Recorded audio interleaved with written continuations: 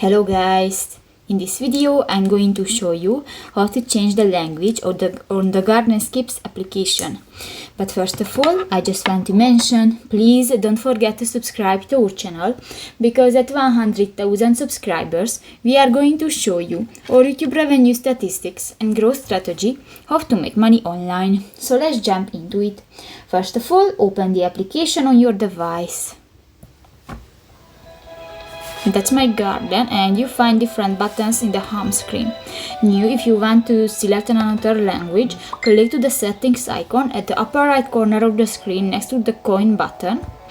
And in the settings section you can find the second option, the English, the word and the language.